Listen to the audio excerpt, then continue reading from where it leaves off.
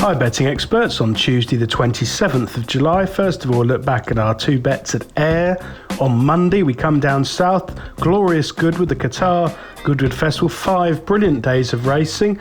Some of the quality's a bit mixed. I always say about Glorious Goodwood, it's probably a day and a half of really high quality racing spread over 5 days, but nonetheless there's some really competitive handicaps. The ground at the time of recording is good. There are showers about, though it does look like they're going to miss the worst of it. They've obviously been chucking a great deal of water on the track to get it to be good to start the week. The new clerk of the course perhaps following the old work of Seamus, who used to regularly overwater this track, but hopefully they'll be all right. It should be pretty perfect racing ground with luck. We start off with our value angle selection in the 3 o'clock. This is the Unibet Lennox Stakes, a 7 furlong Group 2, Class 1, 3-year-olds and upwards, over £102,000 on offer to the winner. 14 runners, wide open betting this morning. It's at least 7-2 the field. I'm going to take a flyer here on Prince IJ of Roger Varian. Now, this 5-year-old has only won one of his 13 career starts, which is a pretty dismal return. It actually came at Ascot on good ground on his debut back in 2018.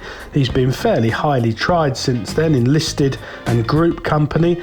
He was disappointing last season, but he returned with a really good effort at Ascot over a mile when just beaten ahead by Oh This Is Us under Andrea Atzeni this day, and probably a race he should have won, just pegged right on the post by the 66, this one shot Oh This Is Us.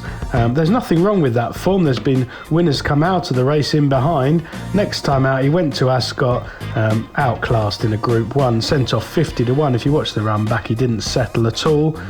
He went off pretty hard pulling and weakened over 2 out, well behind Palace Pier, but you know, he's shaped as though he's in really good form despite that wide margin defeat. I think the key here is to drop back to 7 furlongs, and I think he'll get a patient ride from Atzeni here in a race with loads of pace. He's got a reasonable draw in stall 4 to get a handy pitch, hopefully sit 5th or 6th and come through late. He's 33-1 this morning. I think that's a very big price in a competitive race. For our nap of the day, we go to the 225. This is the Unibet Vintage Stakes, a Group 2 for 2-year-olds only. I think this is a really good opportunity for Andrew Balding's Berkshire Shadow to follow up his win in the Coventry at Royal Ascot. Now he's 2 from 2 so far. He got off the mark at Newbury despite greenness, quite well back, 92 chance there, 60 days off, came to the Coventry and he was really impressive. They're storming home up the stands rail to come clear late under Asheen Murphy. He was in a terrible position early, miles off the pace, and did very well to get up. I thought this step up to 7 furlongs will definitely suit him. I think he's going to be a miler plus in time, to be honest. I think he's got loads of scope to keep on progressing.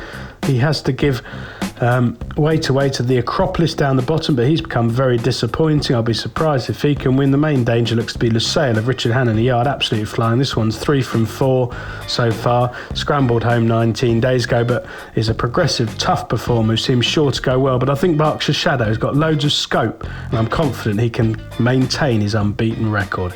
Best of luck on Tuesday, betting experts.